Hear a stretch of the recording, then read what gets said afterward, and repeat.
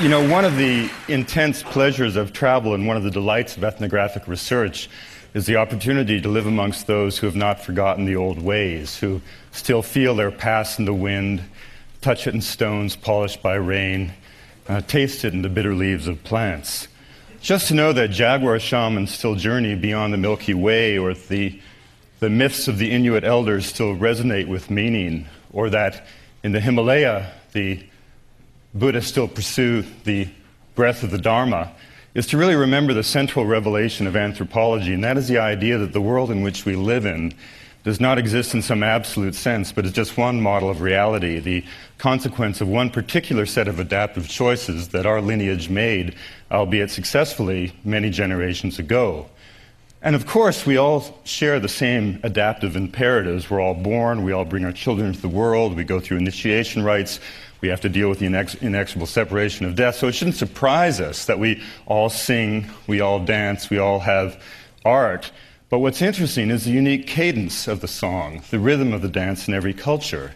And whether it is the Panan in the forests of Borneo, or the voodoo acolytes in Haiti, or the warriors in the Kaisu Desert of northern Kenya, the curandero in the mountains of the Andes, or a caravansary in the middle of the Sahara. This is incidentally the fellow that I traveled into the desert with a month ago. Or indeed a yak herder on the slopes of Chomolungma, Everest, the goddess mother of the world. All of these peoples teach us that there are other ways of being, other ways of thinking, other ways of orienting yourself in the earth. And this is an idea that, if you think about it, can only fill you with hope. Now, together, the myriad cultures of the world make up a web of spiritual life and cultural life that envelops the planet and is as important to the well-being of the planet as indeed is the biological web of life that you know as a biosphere. And you might think of this cultural web of life as being an ethnosphere, and you might define the ethnosphere as being the sum total of all thoughts and dreams, myths, ideas, inspirations, intuitions brought into being by the human imagination since the dawn of consciousness. The ethnosphere is humanity's great legacy. It's a symbol of all that we are and all that we can be as an astonishingly inquisitive species. And just as the biosphere is being severely eroded, so too is the ethnosphere, and if anything, at a far greater rate. No biologist, for example, would dare suggest that 50% of all species are moribund or on the brink of extinction, because it simply is not true. And yet that, the most apocalyptic scenario in the realm of biological diversity, scarcely approaches what we know to be the most optimistic scenario in the realm of cultural diversity. And the great indicator of that, of course, is language loss. When each of you in this room were born, there were 6,000 languages spoken on the planet. Now, a language is not just a body of vocabulary or a set of grammatical rules. A language is a flash of the human spirit. It's a vehicle through which the soul of each particular culture comes into the material world. Every language is an old-growth forest of the mind, a watershed of thought, an ecosystem of spiritual possibilities. And of those 6,000 languages, as we sit here today in Monterey, fully half are no longer being whispered into the ears of children. They're no longer being taught to babies, which means effectively, unless something changes, they're already dead. What could be more lonely than to be enveloped in silence, to be the last of your people to speak your language, to have no way to pass on the wisdom of the ancestors or anticipate the promise of the children? And yet that dreadful fate is indeed the plight of somebody somewhere on earth roughly every 2 weeks, because every 2 weeks some elder dies and carries with him into the grave the last syllables of an ancient tongue. And I know there's some of you who say, well, wouldn't it be better, wouldn't the world be a better place if we all just spoke one language? And I say, great, let's make that language Yoruba. Let's make it Cantonese. Let's make it Kogi. And you'll suddenly discover what it would be like to be unable to speak your own language. And so what I'd like to do with you today is sort of take you on a journey through the ethnosphere, a brief journey through the ethnosphere, to try to begin to give you a sense of what, in fact, is being lost. Now, there are many of us who sort of forget that when I say different ways of being, I really do mean different ways of being. Take, for example, this child of the Barasana, the northwest Amazon, a people of the Anaconda who believe that mythologically they came up the Milk River from the east in the belly of sacred snakes. Now, this is a people who cognitively do not distinguish the color blue from the color green because the canopy of the heavens is equated to the canopy of the forest upon which the people depend. They have a curious language and marriage rule, which is called linguistic exogamy. You must marry someone who speaks a different language, and this is all rooted in mythological past. Yet the curious thing is in these longhouses where there are 6 or 7 languages spoken because of intermarriage, you never hear anyone practicing a language. They simply listen and then begin to speak. Or one of the most fascinating tribes I ever lived with, the Guarani of northeastern Ecuador. An astonishing people first contacted peacefully in 1958. In 1957, 5 missionaries attempted contact and made a critical mistake. They dropped from the air 8 by 10 glossy photographs of themselves in what we would say to be friendly gestures, forgetting that these people of the rainforest had never seen anything two-dimensional in their lives. So they picked up these photographs from the forest floor, tried to look behind the face to find the form of the figure, found nothing, and concluded that these were calling cards from the devil, and so they speared the 5 missionaries to death. But the Guarani didn't just spear outsiders, they speared each other. 54% of their mortality was due to them spearing each other. We traced genealogies back 8 generations, and we found 2 instances of natural death, and when we pressured the people a little bit about it, they admitted that one of the fellows had gotten so old that he died getting old, so we speared him anyway. But at the same time, they had a perspicacious knowledge of the forest that was astonishing. Their hunters could smell animal urine at 40 paces and tell you what species left it behind. In the early 80s, I had a really astonishing assignment when I was asked by my professor at Harvard if I was interested in going down to Haiti, infiltrating the secret societies, which were the foundation of Duvalier's strength in the Tontomacoute, and securing the poison used to make zombies. In order to make sense out of sensation, of course, I had to understand something about this remarkable faith of voodoo. And voodoo is not a black magic cult. On the contrary, it's a complex metaphysical worldview. It's interesting, if I asked you to name the great religions of the world, what would you say? Christianity, Islam, Buddhism, Judaism, whatever. There's always one continent left out, as the assumption being that sub-Saharan Africa had no religious beliefs. Well, of course, they did, and voodoo is simply the distillation of these very profound religious ideas that came over during the tragic diaspora of the slavery era. But what makes voodoo so interesting is that it's this living relationship between living and the dead. So the living give birth to the spirits can be invoked from beneath the great water, responding to the rhythm of the dance, to momentarily displace the soul of the living so that for that brief shining moment, the acolyte becomes the god. That's why the voodooists like to say that you white people go to church and speak about God. We dance in the temple and become God.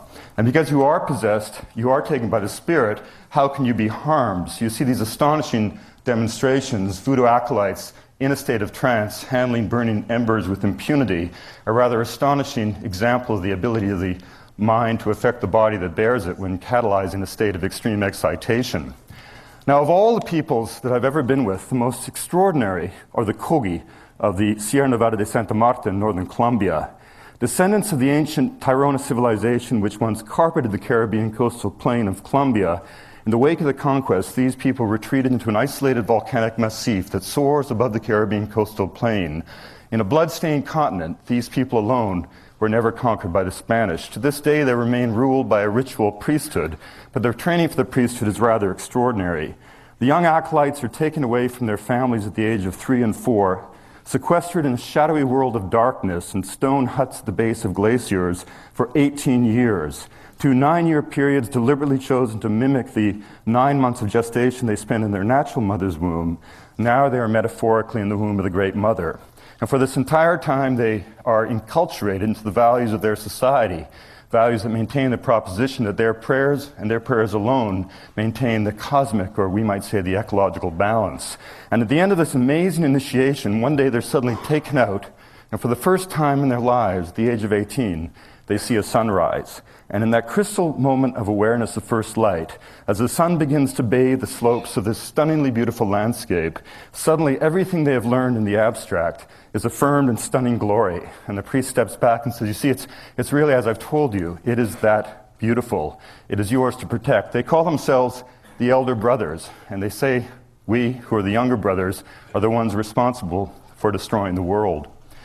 Now, this level of intuition becomes very important. Whenever we think of indigenous people and landscape, we either invoke Rousseau and the old canard of the noble savage, which is an idea racist in its simplicity, or alternatively, we invoke Thoreau and say these people are closer to the earth than we are. Well, indigenous people are neither sentimental nor weakened by nostalgia. There's not a lot of room for either in the malarial swamps of the Asmat or in the chilling winds of Tibet. But they have nevertheless, through time and ritual, forged a traditional mystique of the earth that is based not on the idea of being self-consciously close to it, but on a far subtler intuition. The idea that the earth itself can only exist because it is breathed into being by human consciousness. Now, what does that mean? It means that a young kid from the Andes who's raised to believe that that mountain is an Apu spirit that will direct his or her destiny will be a profoundly different human being and have a different relationship to that resource or that place than a young kid from Montana raised to believe that a mountain is a pile of rock ready to be mined. Whether it's a abode of a spirit or a pile of ore is irrelevant. What's interesting is the metaphor that defines the relationship between the individual and the natural world. I was raised in the forests of British Columbia to believe those forests existed to be cut. That made me a different human being than my friends amongst the Kwagiuth who believed that those forests were the abode of Hukuk and the crooked beak of heaven and the cannibal spirits that dwelled at the north end of the world, spirits they would have to engage during their Hamatsa initiation.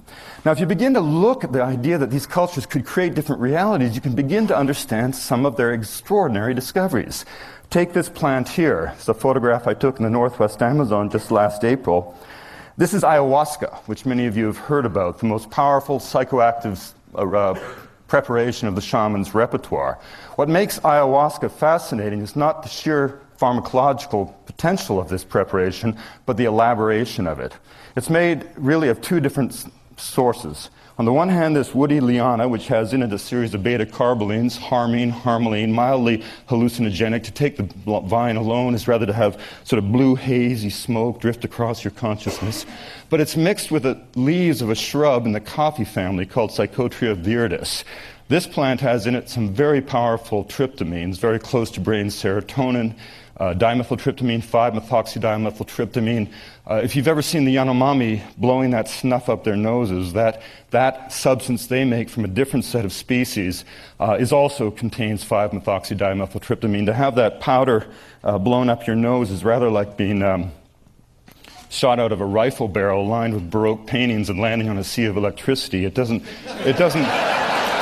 create the distortion of reality, it creates the disillusion of reality. In fact, I used to argue with my professor, Richard Evans Schultes, who was the man who sparked the psychedelic era with his discovery of the magic mushrooms in Mexico in the 1930s. I used to argue that you couldn't classify these tryptamines as hallucinogenic because by the time you're under the effects, there's no home anymore to experience a hallucination. But the thing about tryptamines is they cannot be taken orally because they're denatured by an enzyme found naturally in the human gut called monoamine oxidase. They can only be taken orally if taken in conjunction with some other chemical that denatures the MAO. Now, the fascinating thing is that the beta-carbolines found within that liana are MAO inhibitors of the precise sort necessary to potentiate the tryptamine. So you ask yourself a question: how in a flora of 80,000 species of vascular plants did these people find these two morphologically unrelated plants that, when combined in this way, created a kind of biochemical version of the whole being greater than the sum of the parts?